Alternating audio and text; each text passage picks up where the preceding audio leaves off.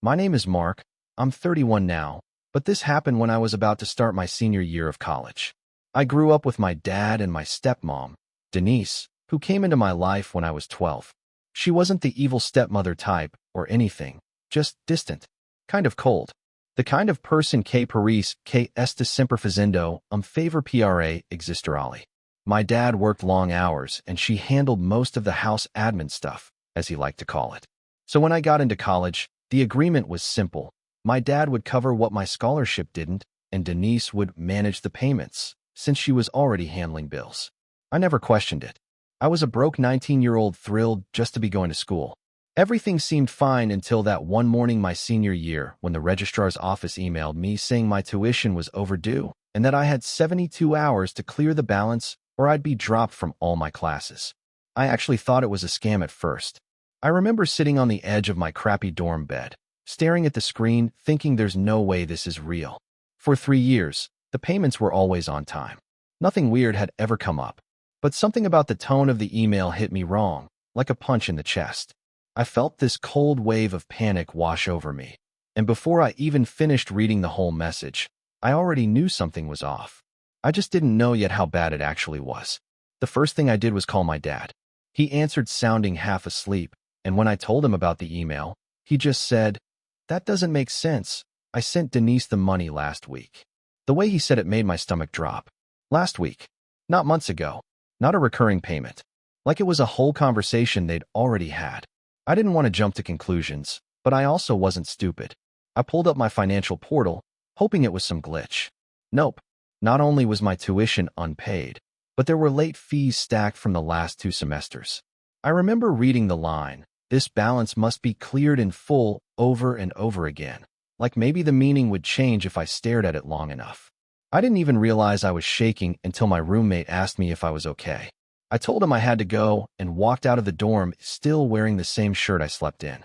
I felt this mix of embarrassment and anger boiling under my skin, and I kept trying to convince myself it wasn't what it looked like.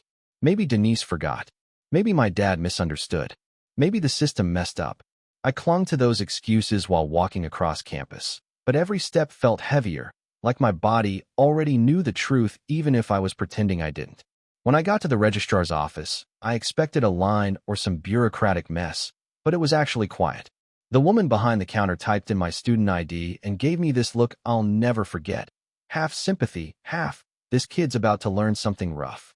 She turned the screen slightly toward me and pointed at a note. "Payment attempts blocked due to insufficient funds." Attempts. Plural. My chest tightened when she said the payments for the last 2 semesters had bounced, and that whoever was responsible for them had been contacted twice. I asked who they contacted. She said, "The payer on file, Denise H." My stepmom.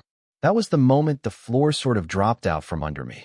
I walked outside because I genuinely thought I might throw up. I sat on one of those concrete planters and just stared at the ground while people walked past me laughing, talking, living normal lives. I kept replaying the last few years in my head. Every time Denise said, "I handled it." Every time Dad said, "She's good at this stuff." Every time I thought she was doing something helpful for me. It felt like the truth had been sitting in the house this whole time, quiet and rotting, and I'd only now smelled it. I didn't want to call her. I didn't even want to hear her voice. I just needed to see my dad. I drove straight to my parents' house without even telling them I was coming. My dad's truck wasn't in the driveway, but Denise's car was. I remember sitting there for a minute just gripping the steering wheel, trying to breathe. I walked inside and found her in the kitchen eating yogurt like it was any other Tuesday morning.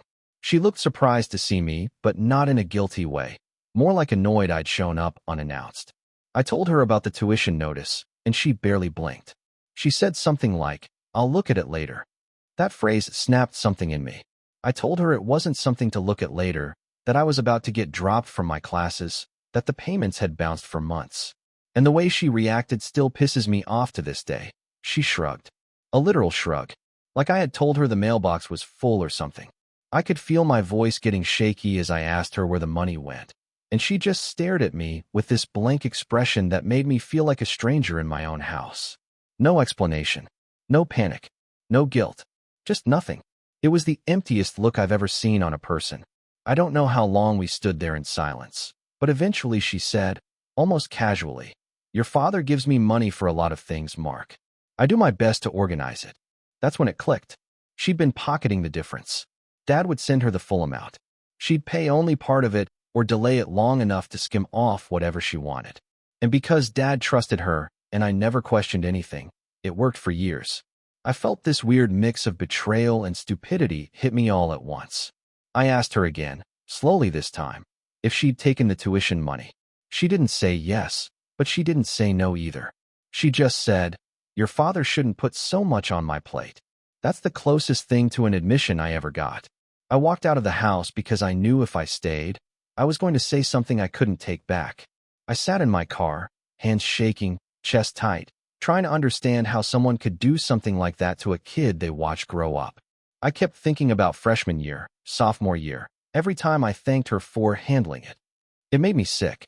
And the worst part wasn't even the money. It was realizing she'd been lying straight to my face for years, and I never once thought to question her. I stayed in the car for a while because I didn't even know what to do next. I felt this heaviness in my chest, like all those years of trusting her had been sitting on a cracked foundation and I'd only now seen the break.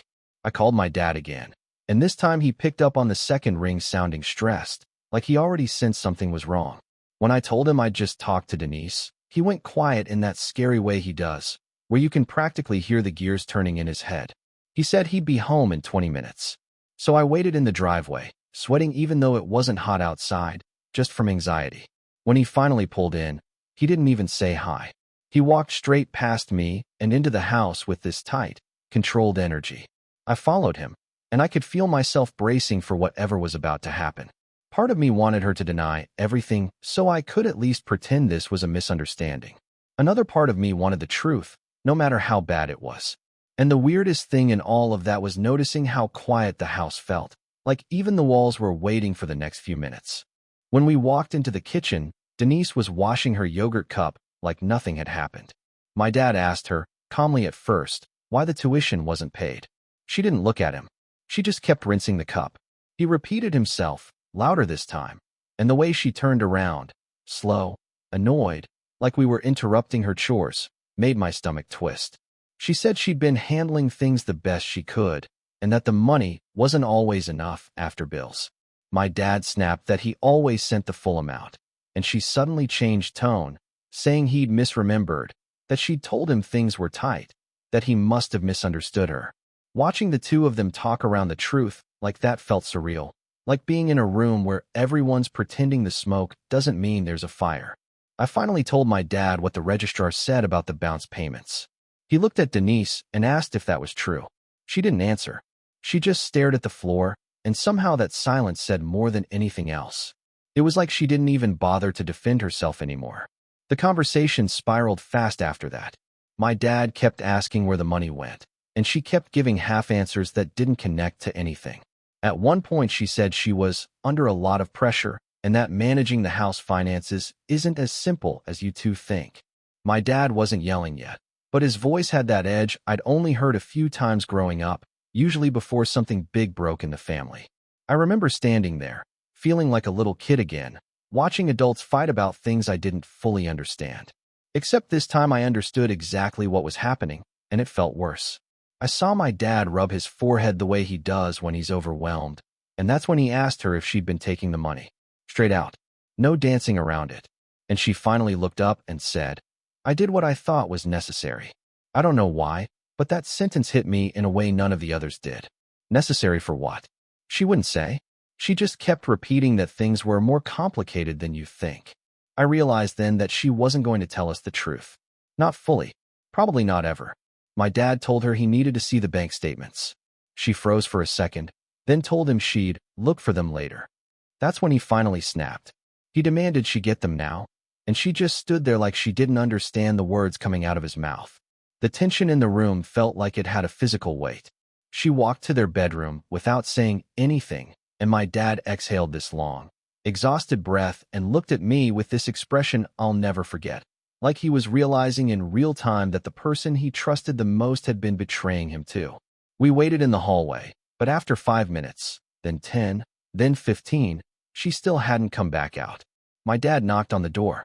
No answer. He opened it slowly, and the room was empty. She wasn't there. The bathroom light was off. The closet door was open, and a couple of her bags were missing. She had just left, walked out of the house while we were standing a few feet away. I felt this strange numbness wash over me, like my brain couldn't process that she'd actually run instead of facing us. We searched the house twice just to make sure, but she was gone. Completely gone. My dad tried calling her, and the call went straight to voicemail. He sat on the edge of the bed with his hands over his face, and I just stood there because I didn't know what to do. I'd come to confront her about my tuition and somehow ended up watching my family crack open in the span of a few hours.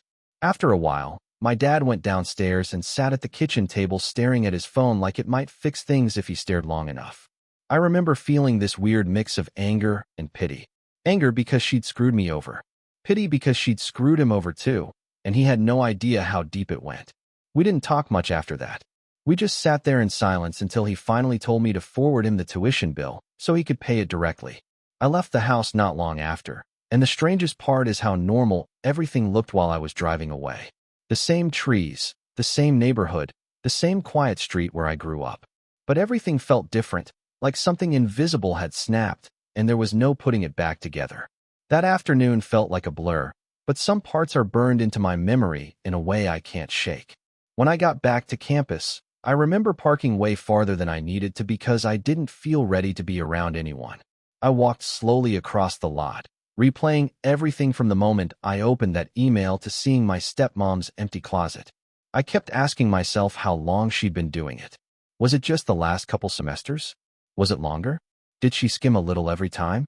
The more I thought about it, the more old small moments started popping up in my head. Times when she'd say things like, "Money's tight this month," even though my dad worked overtime, or when she'd snap at him for asking about bills like he was insulting her competence. Back then I just thought she was stressed. Now all those moments felt like puzzle pieces I never knew were part of a larger picture. I walked past a group of freshmen laughing on the quad, and for a second, I envied how clueless they were. I used to be like that. Before this day, I thought adulthood was just about keeping up with classes and maybe figuring out rent after graduation. I had no idea how messy people could be until it landed right in my lap. When I got to my dorm, I closed the door and slid down to the floor because the weight of everything just hit me at once. I wasn't thinking about the money anymore. It was everything behind it. The years of trust.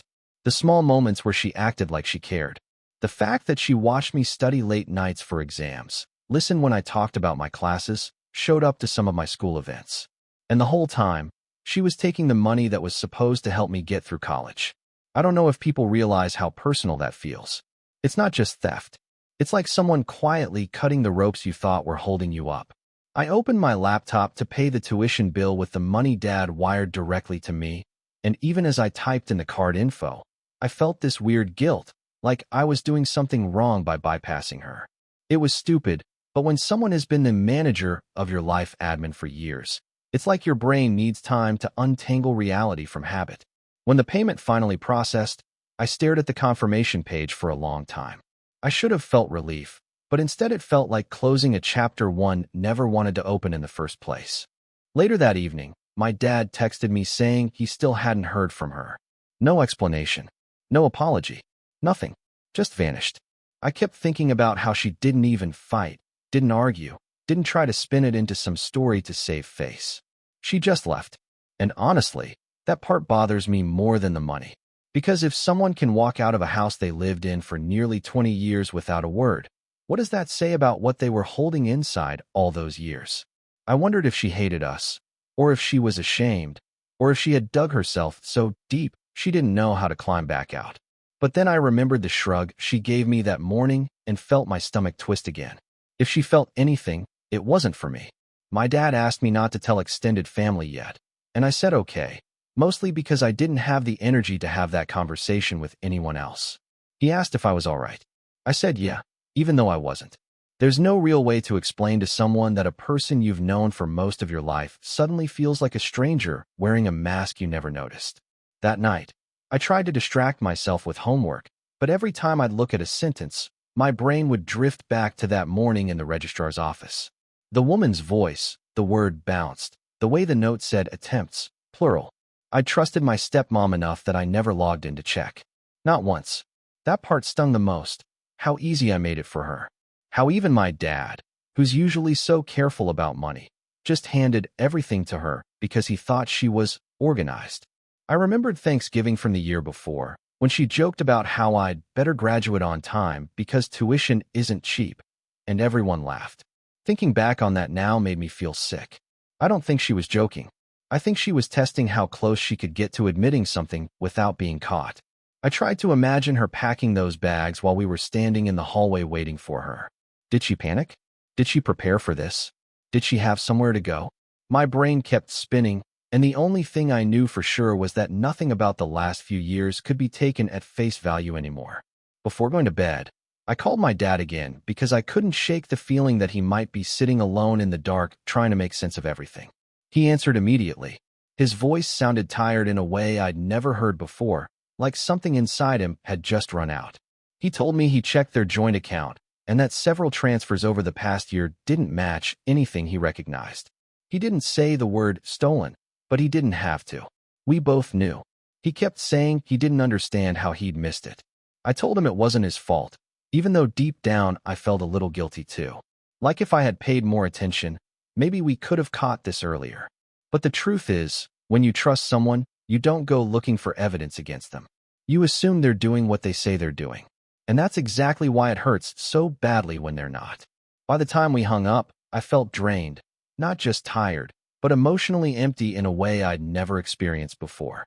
I lay in bed staring at the ceiling, trying to figure out how one day could flip my entire understanding of my family on its head. I didn't sleep much that night.